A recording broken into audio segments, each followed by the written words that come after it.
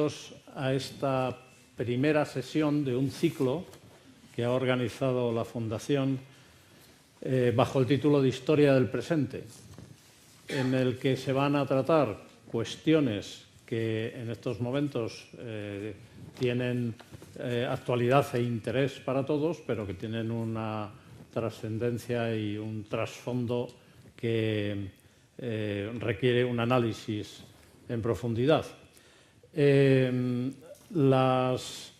Estas sesiones se van a hacer las ha organizado el responsable de la Fundación, Álvaro Matuz, se van a hacer en formato de conversación o de entrevista y posteriormente, después que termine este diálogo, pues se le dará la palabra al público para que pregunte todo aquello que le interese y posiblemente todo aquello que se nos haya olvidado. Ya hay una segunda sesión prevista, el 2 de junio, sobre el terrorismo yihadista y el Estado Islámico, al que vendrá una persona también muy enterada del asunto, que se llama Javier Jordán. En este caso vamos a tratar de las elecciones en Estados Unidos y el legado de Obama con el profesor José Antonio Montero, que es profesor de Historia Contemporánea en la Universidad Complutense, especialista en la política y en la historia de los Estados Unidos, donde estuvo investigando como investigador asociado en la Universidad de Georgetown. Es además autor de numerosos trabajos y libros sobre la política estadounidense. Y es una persona especialmente indicada para hablarnos ahora de este proceso electoral el proceso electoral que está viviendo Estados Unidos, que se está siguiendo con tanto interés en España, y para hablarnos también, hacer un balance de la presidencia de Barack Obama, que hace 8 años, dentro de 6 meses de hace 8 años, ganaba las elecciones en Estados Unidos, el primer estadounidense de raza negra que llega a la presidencia de los Estados Unidos. La presidencia, los 2 mandatos de Barack Obama, pues han tenido sus claroscuros, y algunos dirán que más claros que oscuros, y al contrario. Ha sido un presidente discutido, pero en todo caso interesante, pero todo eso nos lo va a decir José Antonio Montero, que conoce el asunto de una manera extraordinaria. Pasamos inmediatamente a tratar el tema, y yo lo que haré será únicamente apuntar algunas cuestiones y en algún caso no sé si le pondré en un compromiso y tendrá que... Bueno, empezamos por la presidencia de Obama. La primera parte de esta charla es el análisis del mandato de Barack Obama. Habría que empezar con un juicio de carácter general. ¿Obama es un presidente de Estados Unidos que va a dejar una huella en la historia? Pues la verdad es que cuando estaba pensando también y reflexionando para esta entrevista, me acordaba de algo que decía un historiador británico muy conocido, Norton Villa, de hace bastante tiempo, que decía que cualquier historiador que tratase de analizar el presente desde una perspectiva amplia, lo que iba a conseguir es el mismo resultado que una persona que tratase de verse por completo en un espejo estando pegada a la nariz del cristal, ¿no? Entonces, lo que voy a decir hoy, igual dentro de 40 años, es una visión completamente distinta, ¿no? Pues yo creo que Obama, si va a pasar a la historia por algo, va a ser por quizá el 4º presidente, ¿no? De la época de la desorientación en Estados Unidos, después del año 89, después de la caída de la Guerra Fría, y porque llegó con una especie de aire de frescura, es decir, siguió la larga tradición, sobre todo demócrata, de levantar muchísimo las expectativas, como hizo Kennedy, como hizo Roosevelt, como hizo el propio Wilson, y luego plantar, después de ese levantamiento de expectativas, su propia estrategia, que estaba marcado, podríamos decir, por un cierto optimismo Optimismo sobre todo porque, bueno, él tuvo una infancia peculiar, en realidad ajena a muchos de los problemas que vivió la sociedad americana en los años en los que él era pequeño, 60, 70, y en optimismo porque también su experiencia en cargos anteriores le había hecho tener unas perspectivas mucho más fuertes de lo que era el poder de la presidencia en Estados Unidos y una también perspectiva positiva en el sentido de que siempre es posible negociar con el adversario y que él lo que iba a cambiar es que él iba a ser capaz de negociar por los adversarios y obtener mejores resultados.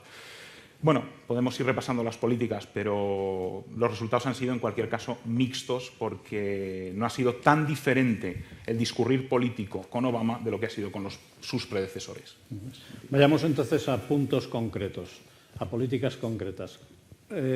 ¿Cuál ha sido la realización de Obama en su política contra la crisis financiera? Pues hasta cierto punto yo diría que es continuista en muchos aspectos, ¿no? El primer aspecto que lo simbolizó es, si el público se acuerda, en octubre de 2008, en plena campaña, los dos entonces senadores, McCain y Obama, que estaban en los candidatos por los dos partidos, pararon corriendo la campaña para volver al Senado y aprobar el primer paquete de medidas contra la crisis, entre ellos el rescate bancario. Lo primero que hace Obama es plantear un paquete de estímulos a los 2 días de llegar a la Casa Blanca, también para probar su nueva estrategia. Y es un paquete de estímulos muy republicano, en el sentido de que, de hecho, el 40% de ese paquete de estímulos eran bajadas de impuestos para tratar de que fuese una medida bipartidista. Al final se acaba aprobando el paquete de estímulos solo con votos demócratas, en su gran mayoría. Es su primer fracaso en la negociación, en parte por mala estrategia suya, porque vendió un plan hecho, en parte por la resistencia del Partido Republicano, que es la dinámica que se va a vivir en otros aspectos. Y luego se acaba aprobando, y el resto de medidas que se siguen aprobando desde el punto de vista económico son bastante en la línea continuista de sus predecesores. Hay algún cambio en el sentido de que hay más políticas de ayuda del Estado, mucho más tímidas, para educación, construcción de obras públicas, pero, por ejemplo, las bajadas de impuestos de Bush, que es uno de los aspectos más polémicos de la administración Bush para los demócratas, se han mantenido. Es uno de los pocos aspectos en que ha habido acuerdos con los republicanos. Y otro de los temas polémicos, que era la política de reforma bancaria, que fue otro de los aspectos que trató un mes después, 2 meses de llegar a la presidencia, fue continuista. O sea, al final simplemente avaló el rescate anterior y no cambió o no propuso una política de mayor regulación, dándole uno de los argumentos que está utilizando Sanders ahora en la campaña, de hecho. Y en uno de sus proyectos estrella, que era la reforma sanitaria, ¿cómo ha resultado? Ese era su proyecto estrella, curiosamente, el que iba a marcar la diferencia. Esto es, el proyecto, para empezar, era muy simbólico de lo que Obama pensaba, vendía afuera y pensaba probablemente de sí mismo.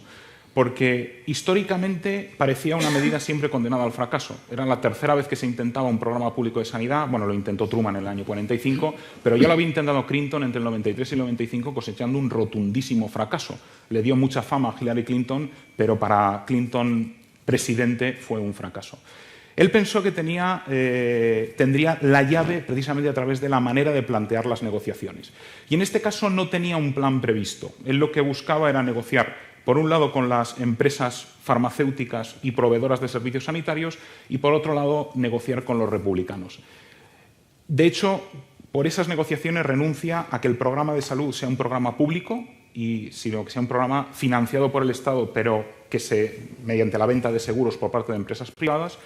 Pero luego el problema es que la negociación se le va de las manos, porque los negociadores que elige no son los más adecuados, en el sentido de que el primer negociador que elige al final no es confirmado como negociador, porque bueno, le sacan un pequeño escándalo, y luego acaba dejando en manos del Congreso la negociación y en manos de los republicanos. Y cuando quiere echar marcha atrás, o sea, cuando se da cuenta de que están reduciendo tanto el contenido de la reforma sanitaria, que están prácticamente dejando las cosas como estaban, es cuando vuelve a entrar en escena mediante ataques frontales, que es otra de lo que ha caracterizado su administración. Cuando no ha conseguido negociar, ha pasado al ataque frontal en público, lo cual ha enajenado completamente ya las posibilidades de un acuerdo con los republicanos. De hecho, la reforma sanitaria se acabó aprobando de una manera, bueno, prácticamente a última hora, porque como con la muerte de Ted Kennedy perdió no la mayoría, pero sí la posibilidad de forzar la votación de la reforma en el Senado, acabó aprobando de manera rápida una reforma prácticamente sin negociar. Había pasado un primer proyecto que luego debía discutirse el Senado y la Cámara de Representantes acabó aprobando ese proyecto de la noche a la mañana sin negociar con los republicanos y mucho más minimizado de lo que se esperaba. En realidad es un resultado, sí es un avance, porque por primera vez hay un programa financiado por el Estado al que se pueden acoger todos los americanos, pero es mucho menor de lo que esperaba la población. Con una consecuencia, y es que precisamente el haber prometido negociar y luego haber pasado al ataque y haber sacado el programa de la noche a la mañana ha marcado el resto de reformas que ha llevado a cabo Obama. De hecho, Obama es el presidente con menor producción legislativa probablemente desde después de la Segunda Guerra Mundial. Y realmente después de esta reforma sanitaria, que no era lo que él, todo lo que él quería, ¿mejora el tratamiento que reciben los ciudadanos americanos del servicio público de salud?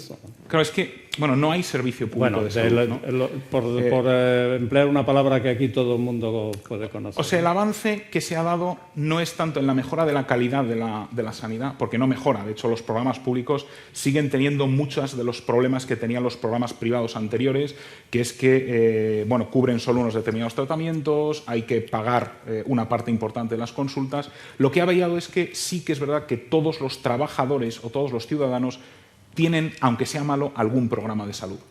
Si no se lo pueden pagar, financiado o a coste menor por el Estado. Eso es un avance, porque había muchos ciudadanos, voluntaria o involuntariamente, que no tenían seguro médico. Ese es el cambio fundamental. Ahora, tanto Hillary Clinton como Bernie Sanders están prometiendo avances en ese sentido, uno más radicales que el otro. Un tercer asunto de extraordinaria repercusión internacional y también aquí en España, por supuesto, que es la política del gobierno de Estados Unidos con respecto a Guantánamo. Barack Obama llegó a la presidencia prometiendo que iba a cerrar la base de Guantánamo, porque es una excepción jurídica para el tratamiento de terroristas y, sin embargo, la base sigue existiendo con menos presos de los que había, pero con presos todavía, ¿no? Sí, Guantánamo tenía un valor, yo diría más bien simbólico, ¿no? Porque, por lo que vendía que iba a cerrar Guantánamo era porque era una violación del derecho internacional lo que se estaba llevando ahí a cabo, aunque dentro de Estados Unidos dentro de la jurisdicción estadounidense fuese legal por distintos aspectos. El problema es que pasaron dos cosas. Primero, cuando quiso cerrar reubicando presos, no encontró dónde reubicar esos presos.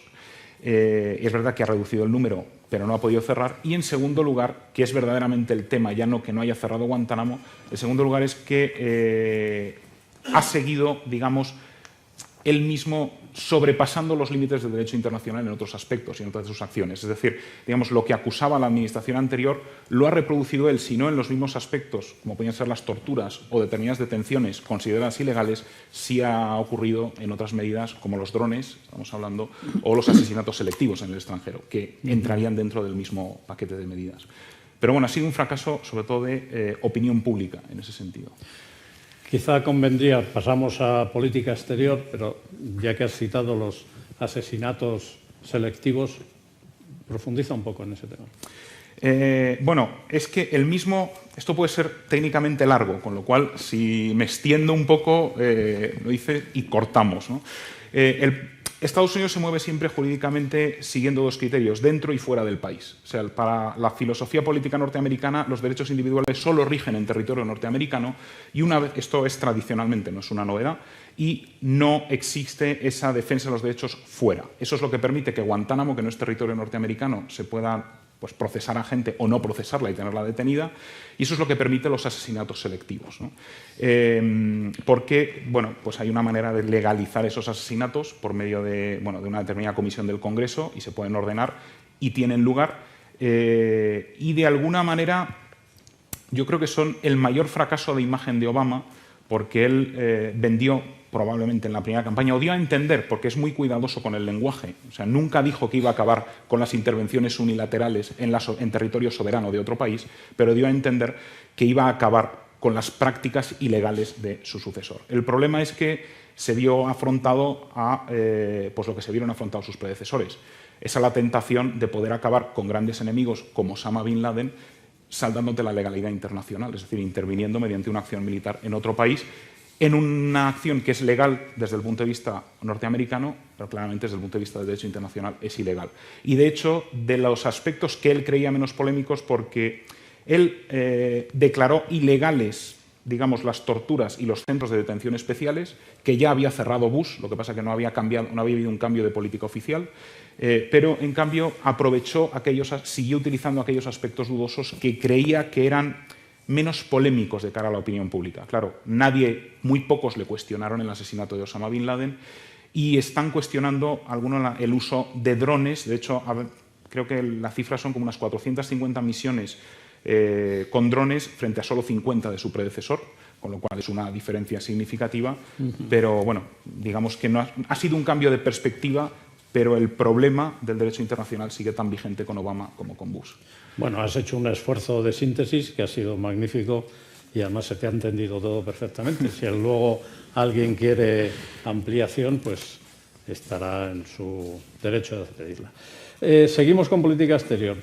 En Asia hay dos países que a Estados Unidos le han planteado en estos años serios problemas, a Estados Unidos y al resto del mundo: China y Corea, por distintas razones, ¿no?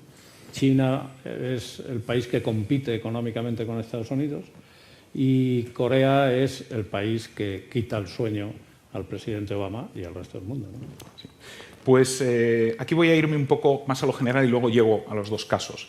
Porque Asia ha sido siempre, yo creo que fue el primer objetivo especial de Obama por distintas razones. Primero, por cuestiones personales, porque él vivió en Indonesia de pequeño unos pocos años, porque bueno, su mujer se casó con un indonesio, su madre, perdón, se casó con un indonesio, entonces estuvo unos años viviendo en Indonesia y le preocupó la situación de la región. Y en segundo lugar, porque dentro de su macrocosmos de política exterior, él sigue las doctrinas, curiosamente, de las obras de un periodista que tiene mucha relación con él, que es Thomas Friedman, que es uno de los baluartes de la idea de la globalización como un nuevo paradigma internacional. Entonces él cree que la globalización, la interdependencia económica es inevitable, que va a generar peligros, pero que esos peligros que pueden ser estratégicos como el de China se atacan también con medidas económicas. Entonces su estrategia para Asia también tenía un contenido estratégico del que hablaré después, pero era fundamentalmente económico. Él cree que China es el actor principal porque Corea del Norte, o la fuerza que pueda tener Corea del Norte, depende un poco también del apoyo o no que pueda recibir de China, pero para él lo que había que hacer era quitarle los mercados a China en Asia. Entonces ha protagonizado distintas iniciativas, distintos tratados, desde un tratado de comercio con Corea del Sur a otro tratado que ahora mismo está en proceso de ratificación, con más de una docena de países que controlan casi el 40% del comercio mundial en la zona y que busca competir con China. Esa es su principal arma, porque él cree que es la mejor manera de mantener controlado a los chinos, lo cual no ha impedido también que, según hayan ido pasando los años, esté desviando la presencia militar de Estados Unidos cada vez más desde Europa a Asia. O sea, hay un plan ahora, está colaborando cada vez más con el ASEAN, con digamos, el equivalente de la OTAN, con todas las salvedades del sudeste asiático y de la zona de Asia-Pacífico, digamos.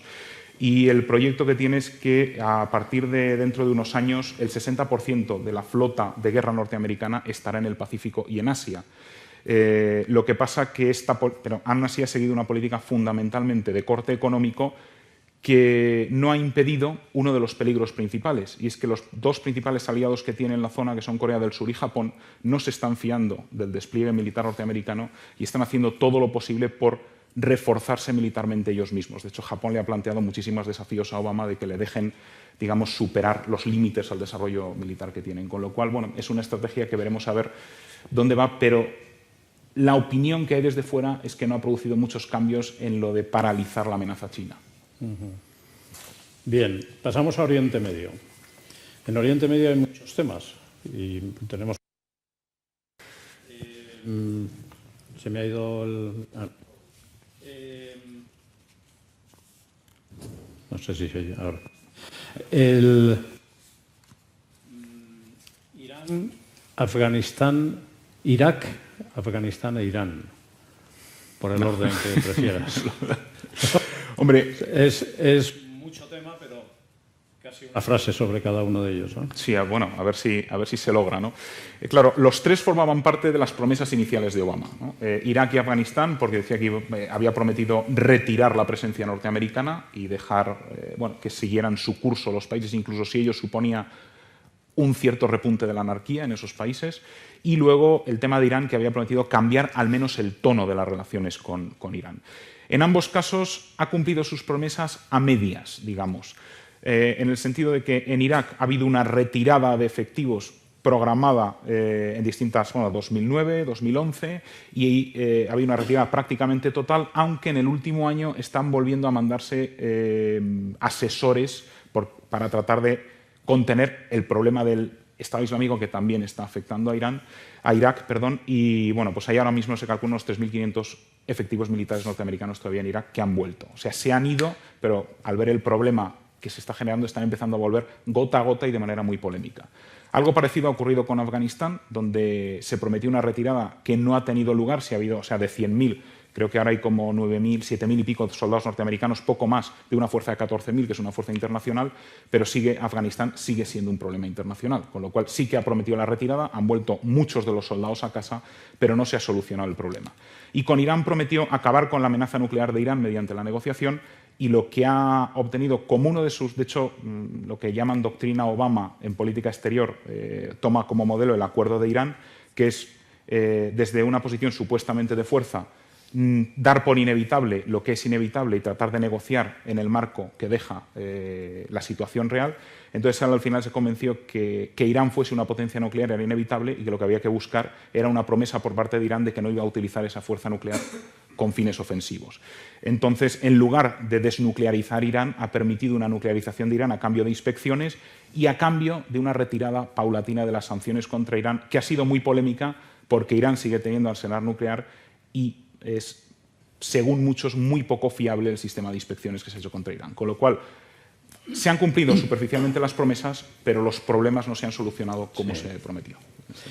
Y en estos años hemos asistido a lo que se ha llamado la primavera árabe, que merecería una conferencia por sí sola este tema, pero de ahí la última derivación de la primavera árabe ha sido la crisis de Siria, ¿no?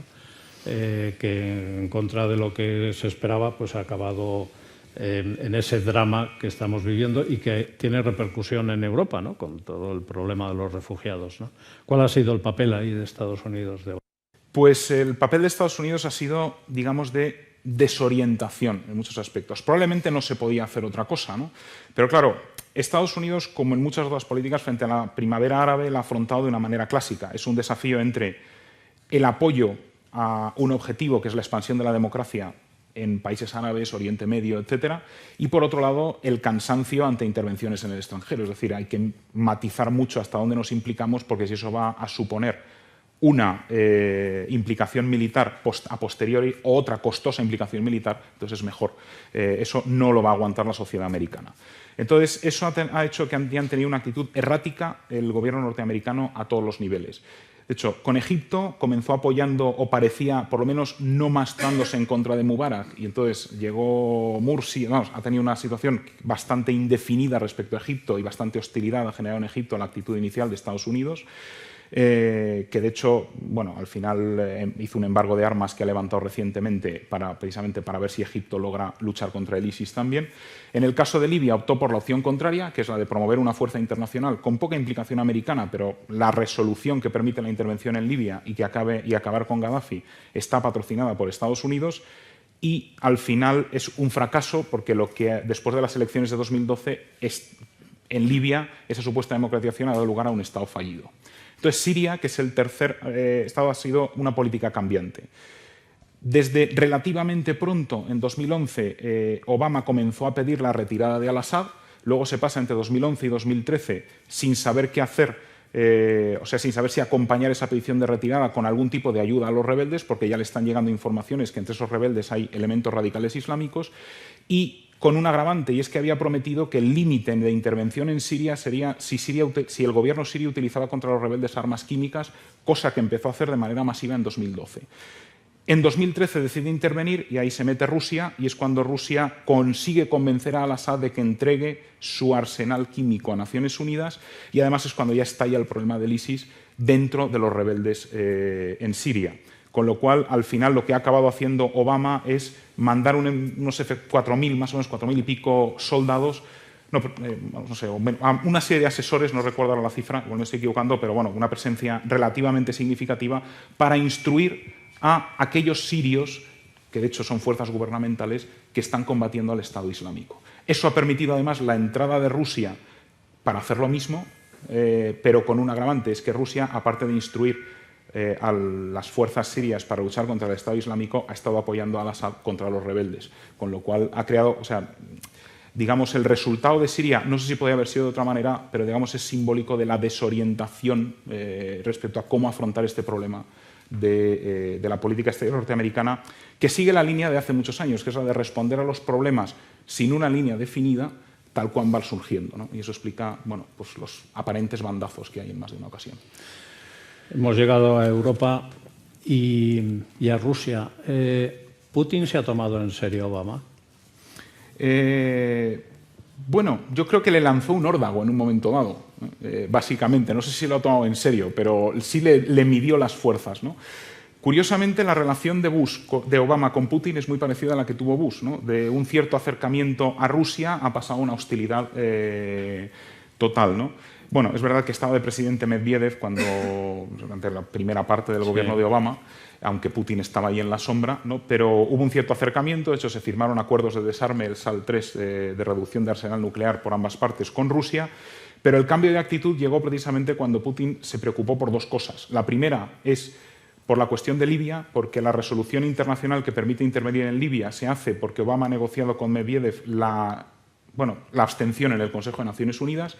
El derrocamiento de Gaddafi es muy rápido y Putin, justo antes de entrar a la presidencia, empieza a tener miedo de que eso se pueda convertir en una dinámica y perder aliados en otros países que están siendo afectados.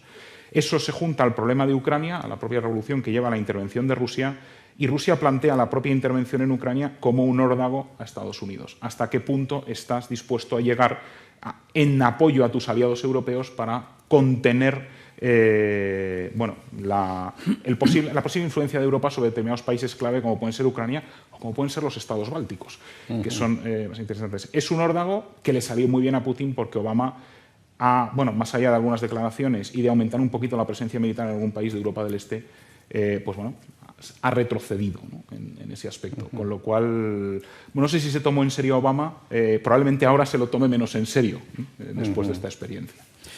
Bien, y llegamos a España. Lo último que hemos sabido de Obama es que ha suspendido su viaje a España porque tenemos un gobierno en funciones. Las relaciones de España con Estados Unidos, con Obama, en la presidencia de Obama, han sido próximas y pacíficas, ¿no? Yo no sé si han sido próximas, han sido pacíficas, ¿no? Bueno, y a lo mejor no sé si muy eficaces, ¿no?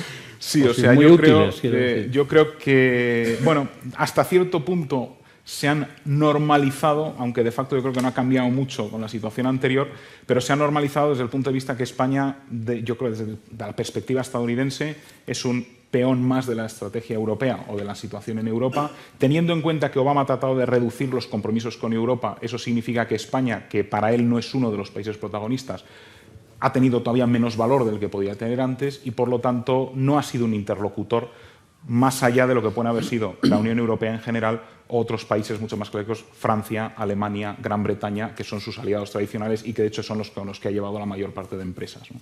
Más allá de los símbolos de si se ven o no se ven, Rajoy y Obama, ese tipo de cuestiones, yo creo que para España, simplemente ha sido una relación, yo diría, de normalización, en el sentido de, España como dentro de la Unión Europea un país más, pero de bajo nivel, en el sentido que no tiene un protagonismo propio dentro de Europa.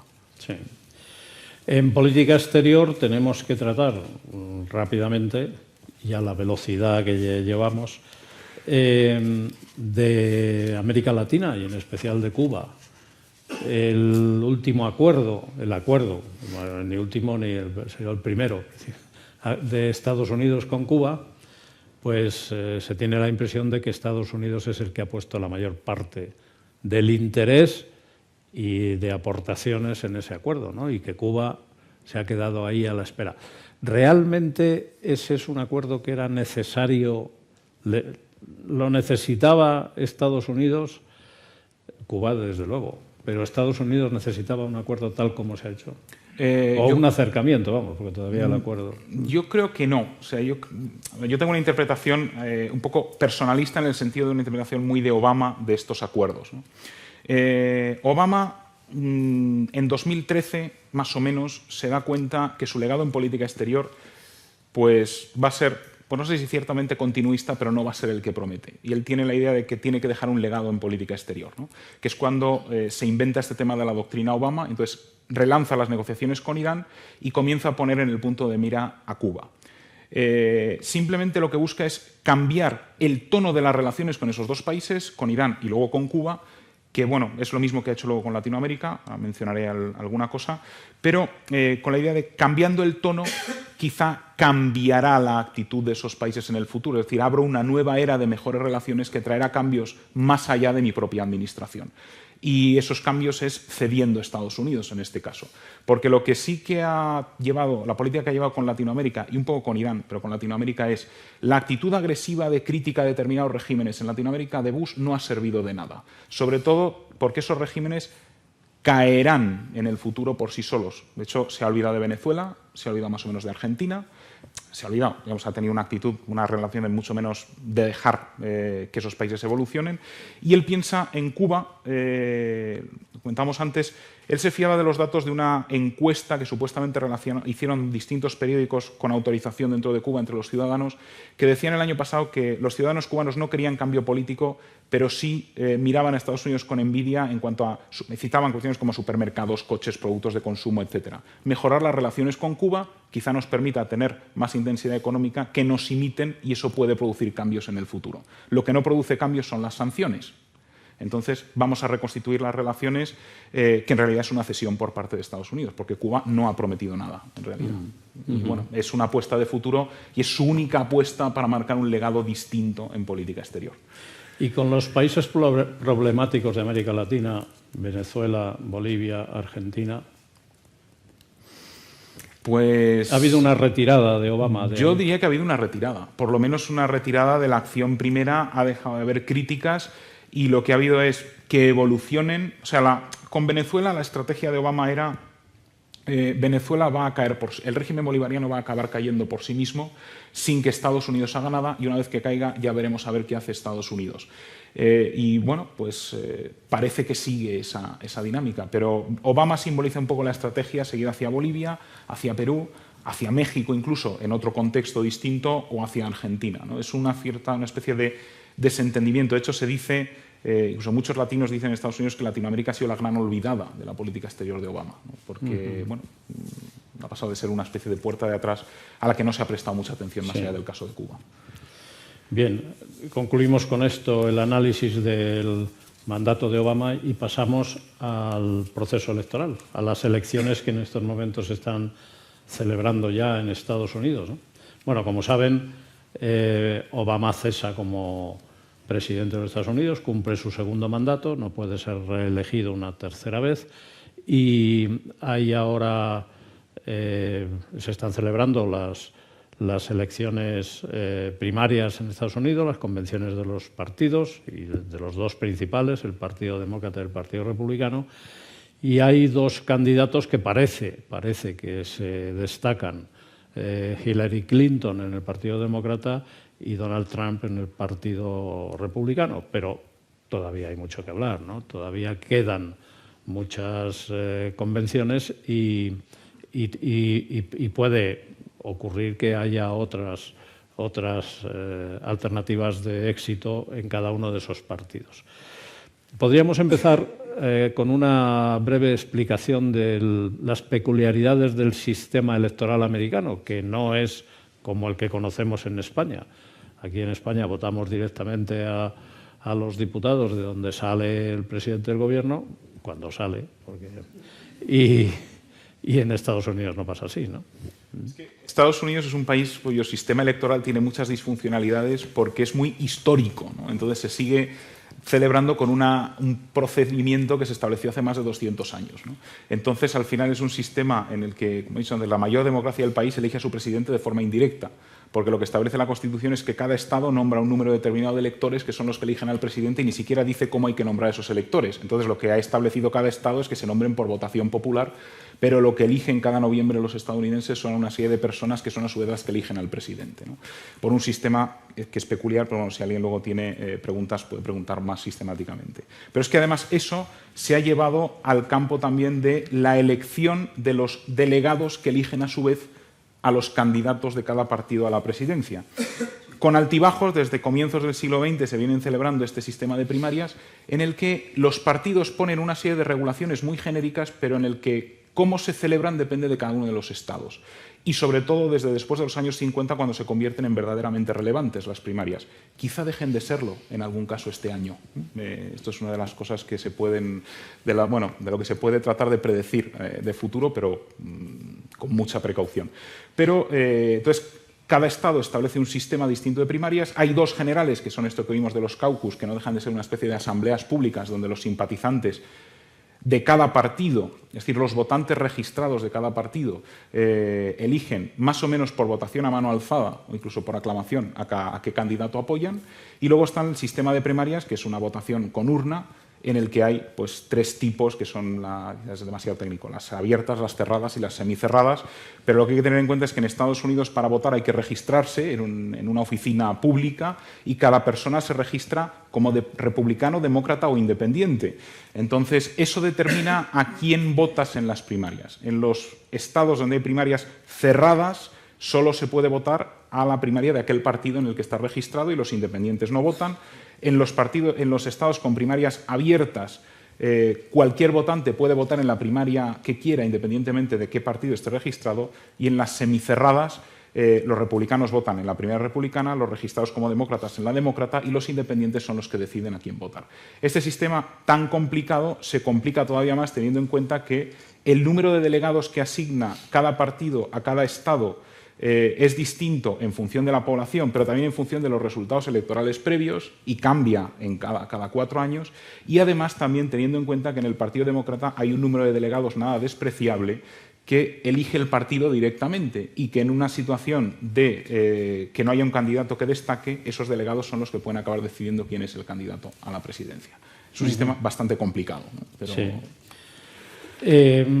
¿Cuáles son las características de cada partido? ¿Qué es lo que define al Partido Demócrata y qué es lo que define al Partido Republicano? En breves... Eso también da para una conferencia entera. Pero, sí, es que hay que empezar diciendo que los partidos políticos en Estados Unidos, esto lo he repetido muchas veces, son maquinarias electorales. De hecho, no tienen una plataforma ideológica propia porque cambia cada 4 años y se decide precisamente en la convención que se celebrarán en julio, ¿no? Entonces, bueno, pues básicamente los temas que han dividido en los últimos años a los dos partidos son, en cuestiones, digamos, morales, la cuestión de aborto, planificación familiar y matrimonio homosexual, son los temas más contenciosos. En cuestiones más sociales, la tenencia o no tenencia de armas, la reforma por la inmigración, la reforma del sistema sanitario, creo que no me dejo ninguna. En cuestiones económicas, una mayor o menor regulación, pero hay muy poquitas diferencias, salvo en algunos aspectos. Y en materia de política exterior,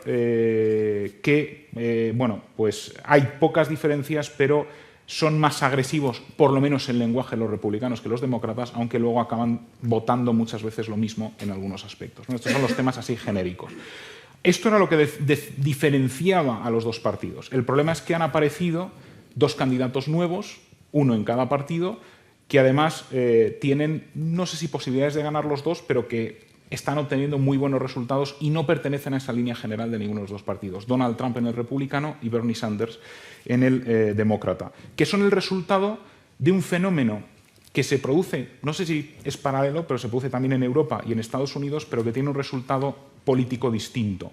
La radicalización política ha crecido enormemente en Estados Unidos en los últimos 20 años. Hay encuestas que han hecho distintos institutos públicos estadounidenses que dicen que si en 1994 poco más del 10% de los simpatizantes de cada partido pensaban que el contrario era un partido peligroso para el país, hoy es casi el 40% de los votantes de cada partido el que piensa que el otro partido no debe llegar a gobernar porque es peligroso. Eso significa que se ha distanciado enormemente. Eso significa también que ha habido descontento, primero con la administración Bush, pero también con la administración Obama por parte de los propios demócratas. Y que han obtenido mucho peso alternativas populistas. No son iguales, pero tienen tono populista, tanto Sanders como Trump, completamente distintos en cuanto al lenguaje y en cuanto a las políticas, pero son lo que podríamos llamar populistas y que vienen, digamos, están ajenos al sistema. La diferencia es que precisamente como los partidos no son plataformas ideológicas y son mucho más abiertos, quien gana las primarias de un partido es quien se lleva la nominación de ese partido. Eso ha permitido que esas fuerzas alternativas no se canalicen en terceros partidos, sino que entren dentro de los dos partidos con bastantes posibilidades de ganar. Bueno, si no de ganar, de tener un peso más significativo que el que hubieran tenido. El estado de la cuestión en estos momentos de cada partido lo cuenta hoy el periódico El País. No sé si lo han visto, que yo resumo brevemente cómo se encuentran los candidatos. En el Partido Demócrata tiene que ganar el candidato que nombre el Partido Demócrata, o que elija el Partido Demócrata, tiene que ganar 2.383 delegados.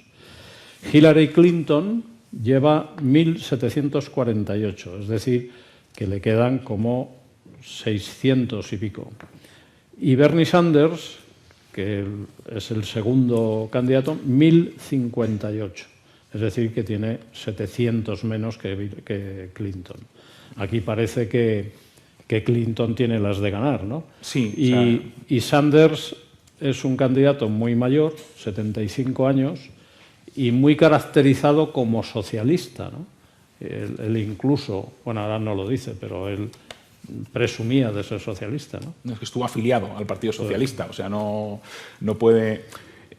Bueno, la caracterización de Sanders es uno de los temas que se están desarrollando en la campaña porque, digamos, los más conservadores dicen que es socialista, los más radicales dicen que es un demócrata un poquito más avanzado, pero él se autocalifica a sí mismo ahora como socialdemócrata y que lo que quiere es implantar en Estados Unidos, lo ha dicho muchas veces, el modelo de Dinamarca.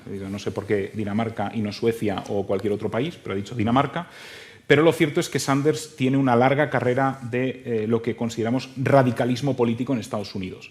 Perteneció al Partido Socialista en los años 60, a finales de los 60, luego perteneció a otro partido en Vermont, en el estado, su estado de adopción, que era la Liberty Union, que es muy radical y bastante populista. Y como independiente, pero con esa carrera, fue alcalde de Burlington, que es la principal ciudad de Vermont, donde llevó a cabo una política muy contra los intereses empresariales, muy de desarrollo, etcétera, de determinados aspectos urbanísticos, etcétera, pero sobre todo utilizó la alcaldía como una plataforma para criticar las políticas del gobierno, hacer políticas antisistema e invitar a todo tipo de conferenciantes o figuras, digamos, radicales políticas a que hablasen en su ciudad. Y no solo eso, sino que hizo cosas tan llamativas como grabar un disco de canción protesta o incluso, bueno, grabar un disco de canción protesta o tener un programa de televisión el que se llama en la televisión pública, pues digamos, vendiendo sus políticas, y tiene un lenguaje muy populista y muy de clase, clásico. Es decir, la idea de, bueno, los trabajadores, pocos sueldos, etcétera, o sea, es un lenguaje muy, muy rancio en ese sentido, ¿no?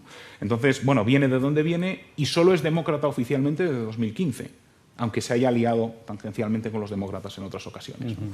Bueno, bueno, pero ahí parece que en el Partido Demócrata el resultado parece cantado, ¿no? Sí. Es decir, Hillary Clinton...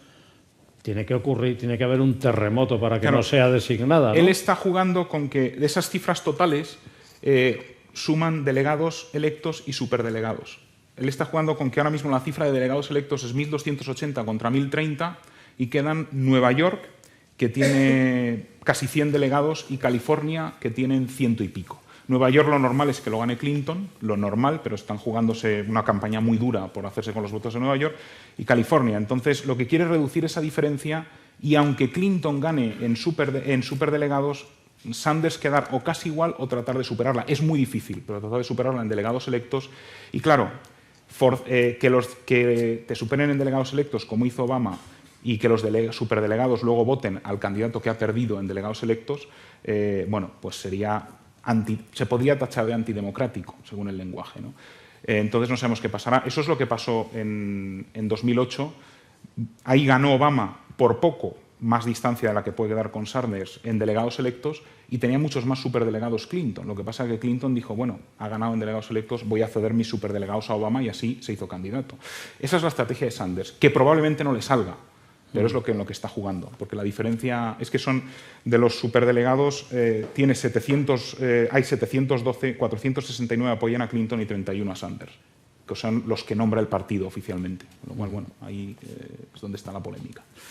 ¿Y el perfil político de Hillary Clinton es similar al del expresidente Bill Clinton, su marido? Sí, de hecho, es con lo que está. El último anuncio, lo estaba viendo justo antes de venir aquí, el último anuncio que han grabado en la campaña de Hillary Clinton es un anuncio en el que sale su marido diciendo algo, no con estas palabras, pero que quien continúa mi legado es Hillary Clinton, ¿no? Con lo cual, sí. Y yo diría que también es muy continuista respecto a la línea de Obama, ¿no?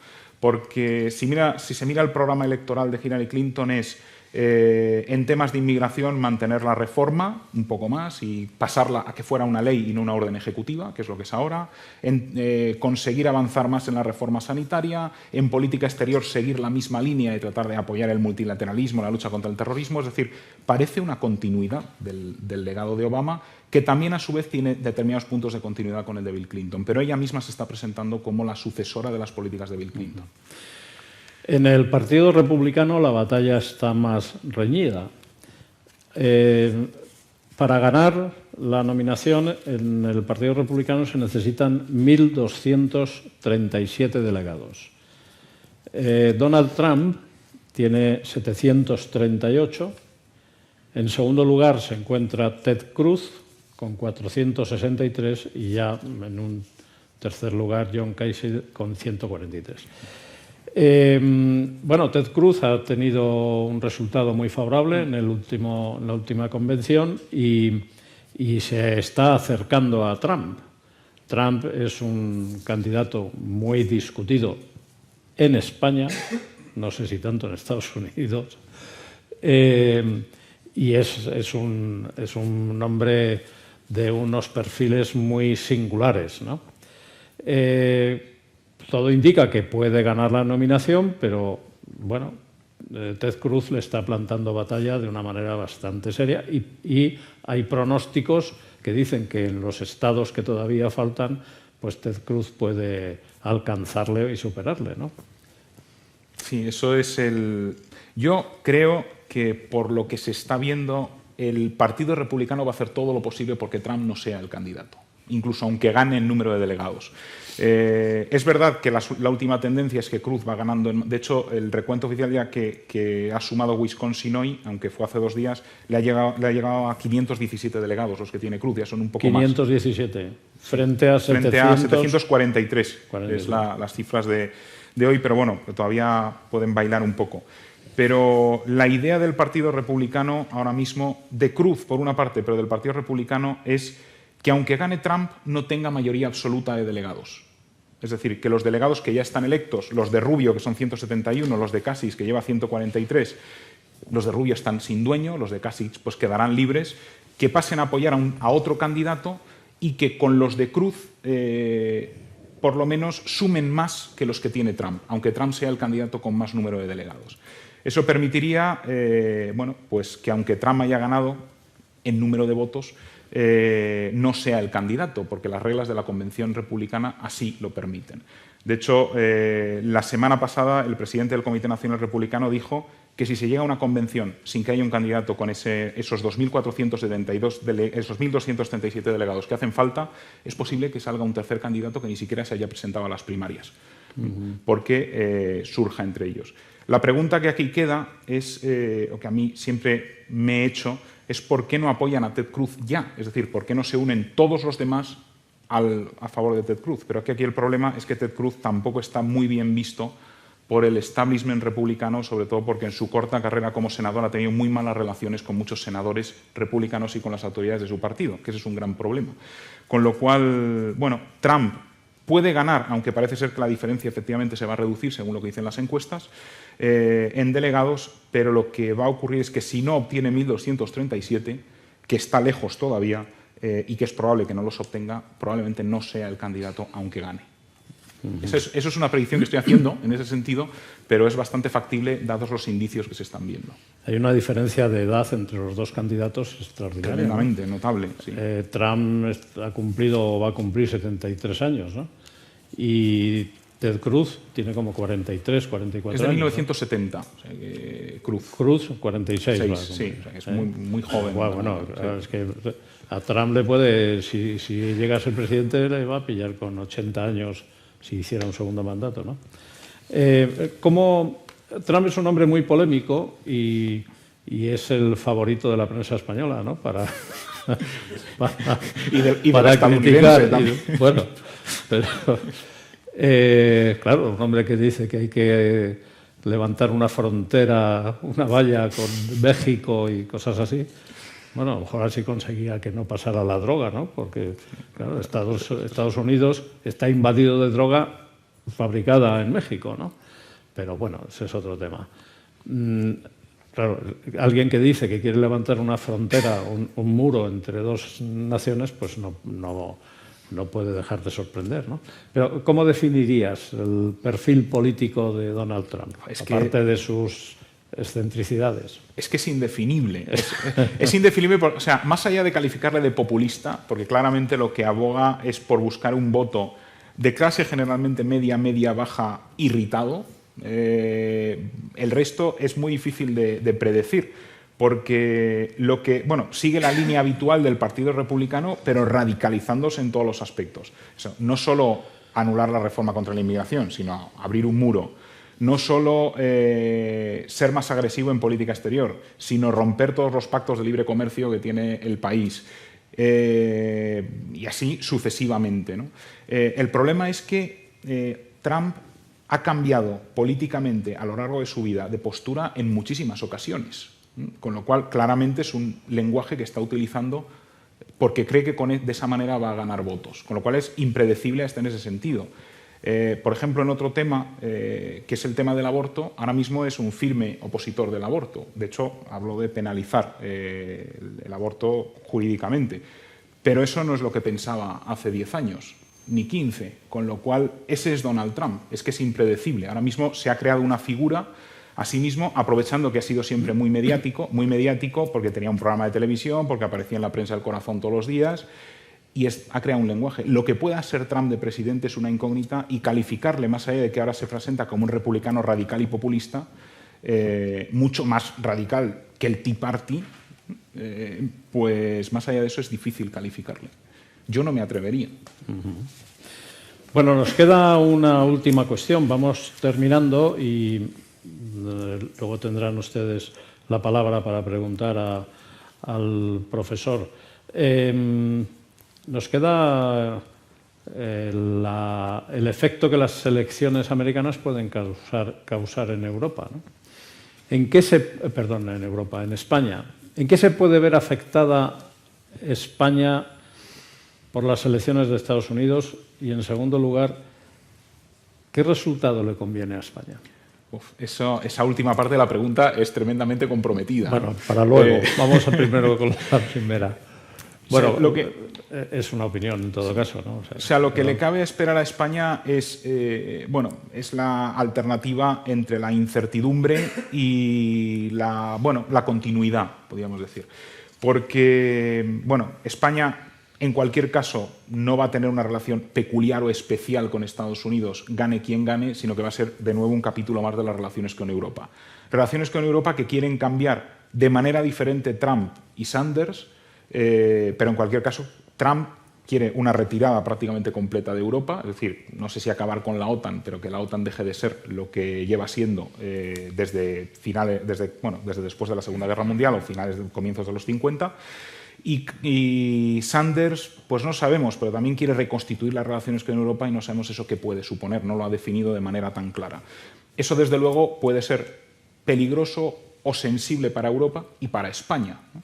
Con Cruz y con Clinton pueden cambiar determinados enfoques o determinadas aproximaciones, pero son más continuistas en ese sentido. Desde luego, ninguno ha hablado de alterar las alianzas existentes y Trump lo ha dicho. Bueno, la última no ha sido con Europa, también quiere romper las alianzas estratégicas y los vínculos estratégicos con Asia, lo cual no sé qué peligro puede tener con las relaciones con China. Pues lo que cabe esperar para España es una alternativa entre continuismo, que son Cruz y Clinton, o un futuro incierto con Trump y Sanders, si se atreven y si les dejan, porque el Congreso, en el que el presidente no es omnipotente en Estados Unidos y para cualquier cambio radical requiere el apoyo del Congreso, si les dejan, pues no sabemos en lo que pueden suponer sus propuestas de política exterior, pero desde luego los dos abogan por cambios muy importantes en las relaciones con Europa que pueden afectar a España, claramente. Y has citado un tema muy interesante, porque se dice generalmente que el presidente de los Estados Unidos es el político con más poder del mundo, pero la verdad es que muchas veces el presidente de los Estados Unidos está impedido de hacer su voluntad por la composición de las cámaras y por los recursos o por los frenos que están establecidos en la democracia americana con respecto al presidente de Estados Unidos, ¿no? A veces hay otros mandatarios en el mundo que hacen y deshacen a su antojo, pero el presidente de los Estados Unidos no puede, ¿no? Con lo cual, pues, sí, hombre, y si llegara a la presidencia un personaje tan problemático como Trump, pues posiblemente esos frenos que se establecen en el sistema americano pues funcionarían con mayor energía, ¿no? que con otros presidentes, ¿no? Funcionarían seguramente, ¿no? El problema es que, claro, ahí hay que distinguir entre... Hay cosas que Trump puede hacer si llegara a la presidencia, o cualquiera, de manera directa, como la reforma para la inmigración, porque no ha pasado por el Congreso, sino que es una orden ejecutiva que puede revocar de la noche a la mañana, pero mucho no va a poder hacer. De hecho, Obama es el claro síntoma de esto. Ni siquiera con un Congreso de mayoría demócrata ha podido sacar sus proyectos tal como él los presentó.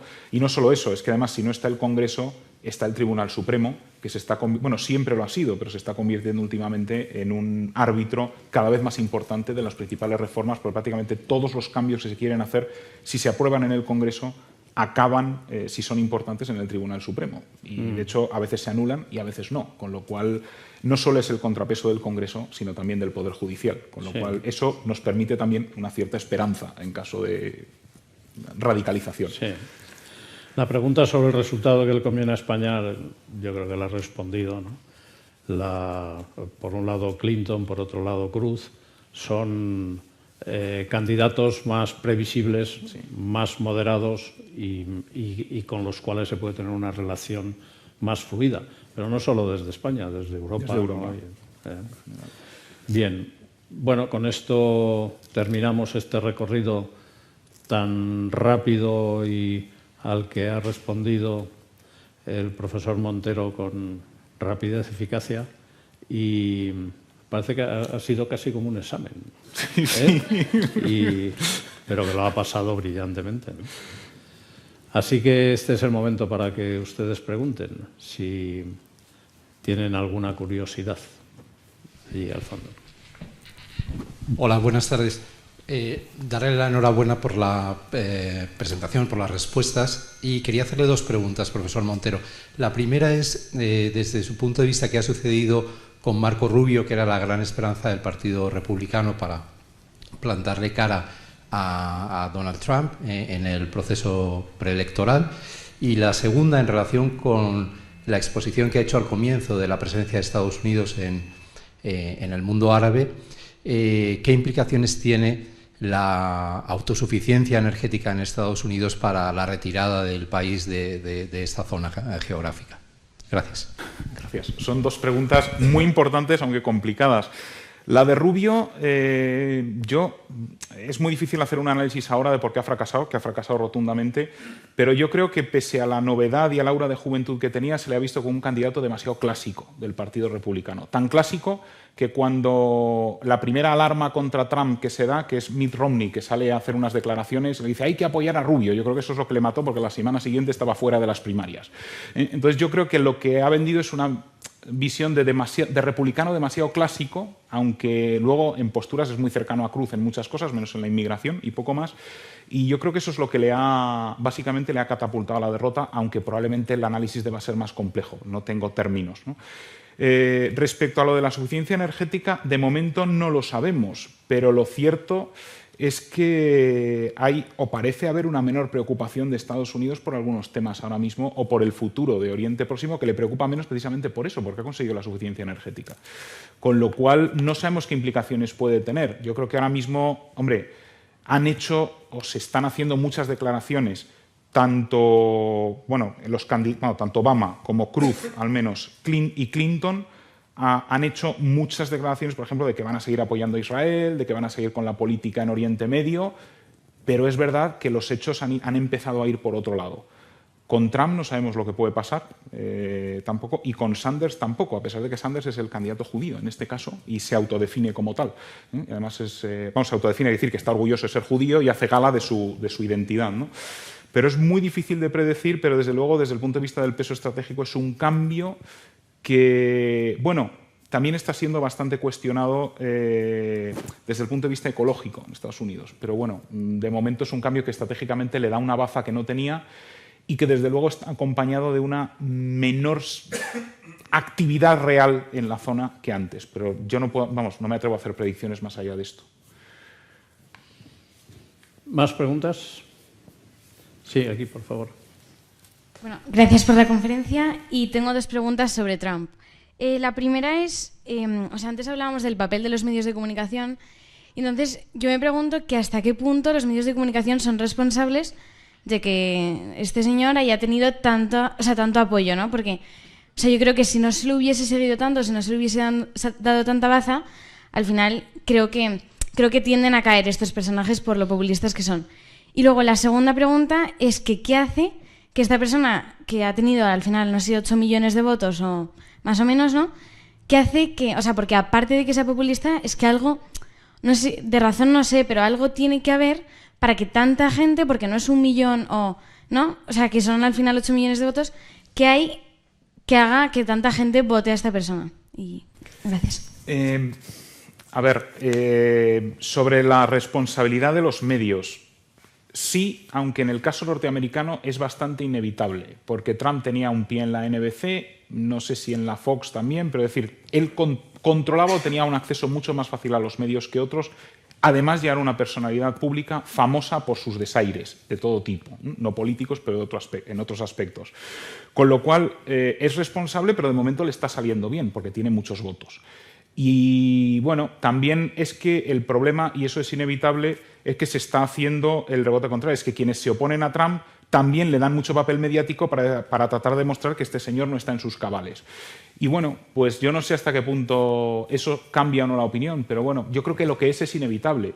Aquí no está llegando tanto, pero lo mismo en menor medida, pero el mismo efecto está catapultando a Sanders. O sea, Sanders, por nuevo, está apareciendo en todos los mismos programas que está apareciendo Trump, estos programas nocturnos como parecidos al Hormiguero de aquí o ese tipo de programas, está apareciendo todos los días, precisamente también porque le consideran algo exótico y está teniendo mucha más proyección mediática por lo exótico. Y precisamente por lo mismo, tanto porque tiene apoyos como detractores. Claro, yo lo que creo es que es inevitable y no sé, lo que no puedo juzgar es si eso cambia o no cambia las opiniones políticas de la gente. Desde luego sí da a conocer más sus opiniones, pero bueno, creo que es inevitable.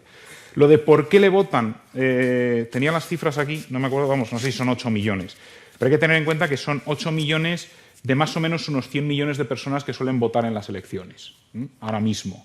Si eso lo proyectamos a los estados que queda, igual son una cifra muy significativa de 15 millones de votos frente a 100 o 100 y pico millones que votan.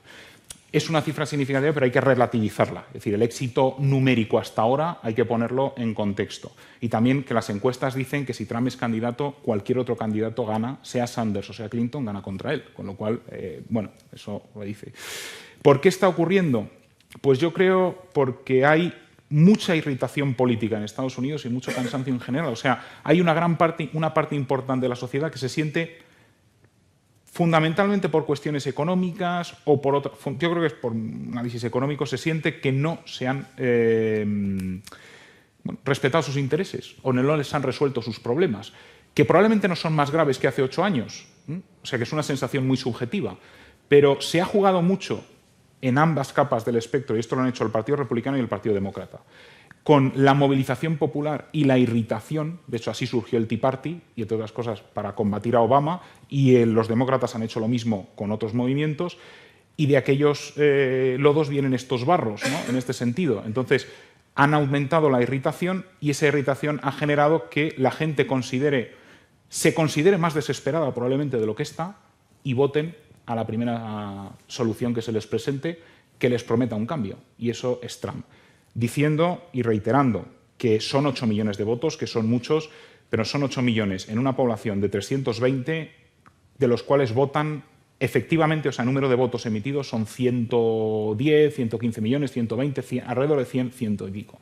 Con lo cual el peso es relativo, ¿no? Pero bueno, más allá habrá que ver qué ocurre, pero es lo mismo que podemos. ¿Por qué en otros países europeos se está votando a fuerzas extremistas en una situación? Podemos hacer el mismo paralelismo. La respuesta puede ser parecida. Lo que has dicho, lo que has explicado de Trump, se puede traducir en España en lo que ha pasado con Podemos, ¿no? Es decir, que hay ahí un fermento de alguien que de pronto presenta soluciones mágicas para gente que lo está pasando muy mal, que tiene problemas, que está desilusionada con lo que le habían dicho. Has dicho que de 300 que pueden votar, o 300 y pico millones. 322 millones de habitantes que pueden votar son, es que ahora mismo no me acuerdo, pero son menos, no, deben ser 200 y pico, no sé si, no lo sé, creo que tengo la cifra por aquí apuntada, que me la había traído. Bueno, votan efectivamente unos 100 y pico millones. La participación no es muy alta, entonces. No. Casi nunca sobrepasa el 50%. Normalmente se queda en el 40 y tantos %. ¿Siempre ha sido así? Sí, bueno, no siempre.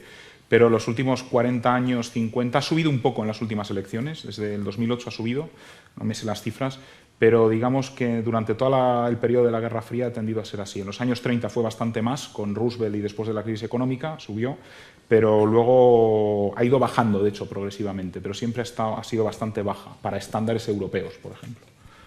¿Y a qué se puede deber? Pues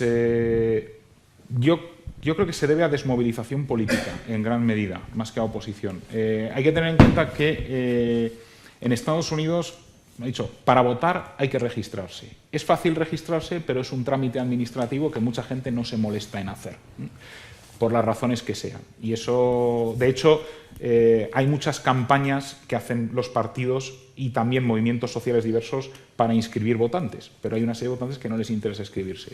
¿Por qué razones? Pues yo creo que simplemente es porque no les importa. Básicamente habrá un nivel que porque sean antisistema, pero yo creo que eso es minoritario, porque si no se habría manifestado de otra manera. Esa es mi impresión.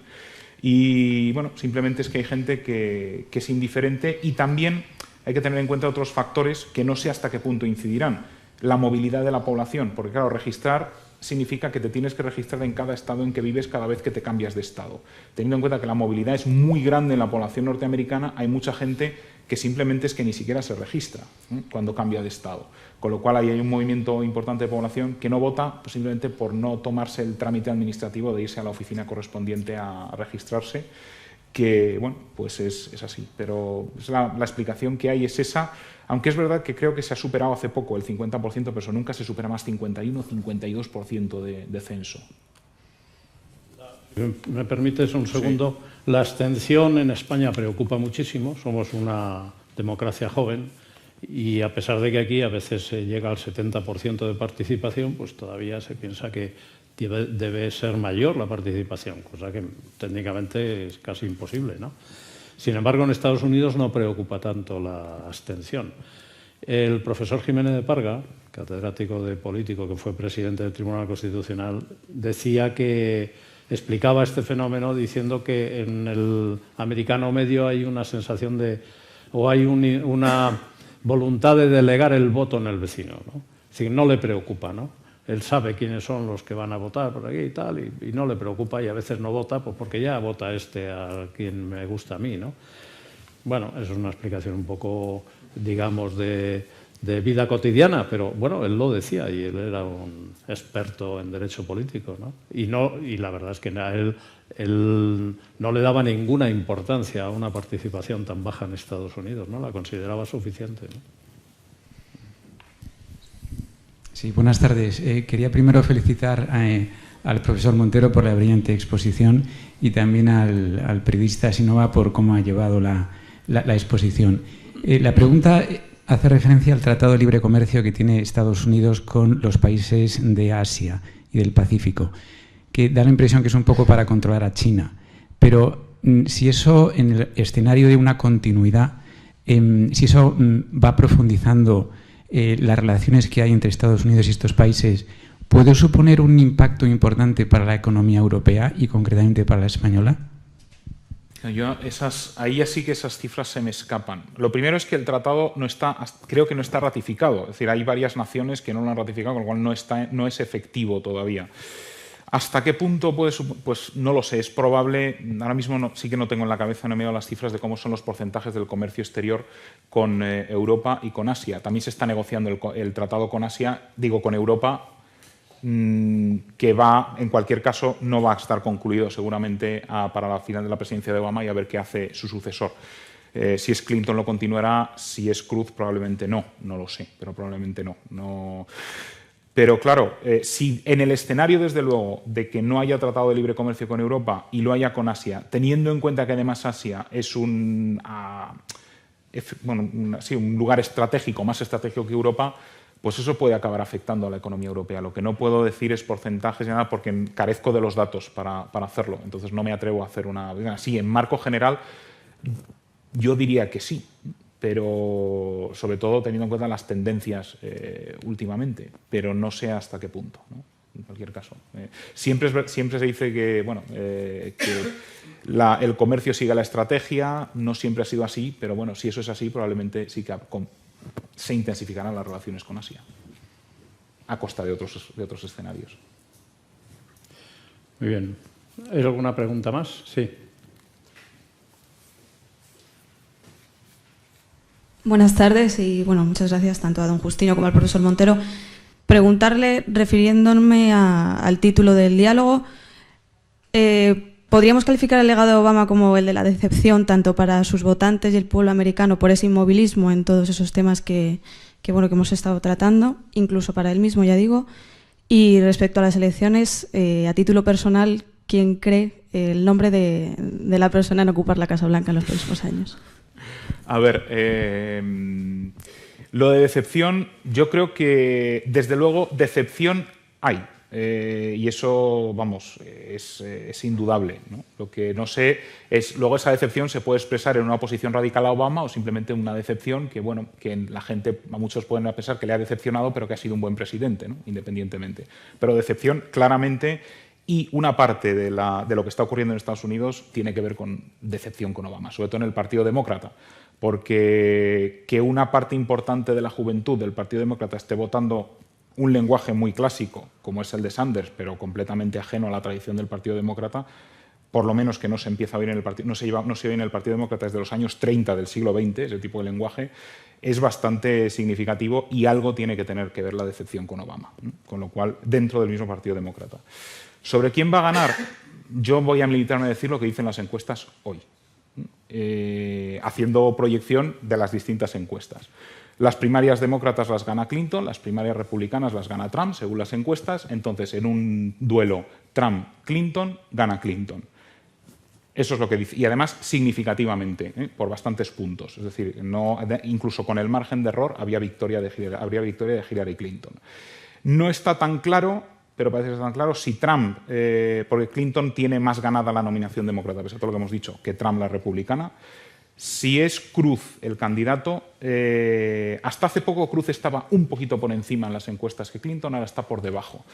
No recuerdo, deben ser como 3-4 puntos por debajo, lo cual es un resultado ajustado luego a demócrata. Hay posibilidad de que gane Cruz, pero ahora mismo quien tiene más candidaturas por encuestas de ser, en este caso la futura presidenta de Estados Unidos, es Clinton. Pero me puedo equivocar, es lo que dicen las encuestas, y como dicen en Estados Unidos, es muy clásico y muy manido, pero es verdad, las elecciones no se ganan, se pierden generalmente. Entonces, y hay muchos casos de candidatos que de la noche a la mañana se han hundido, incluso en plena campaña electoral a las presidenciales, pese a llevar ventaja en las encuestas. Que se lo digan a John Kerry en 2004, por ejemplo.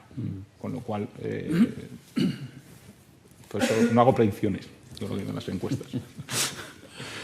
Muy bien. ¿Alguna pregunta más? Bueno, pues hasta aquí esta primera sesión que inaugura el ciclo de, ¿cómo lo has titulado? Historia del presente. Y la próxima sesión el día 2 de junio. Podemos despedir al profesor Montero con un aplauso de agradecimiento por su trabajo.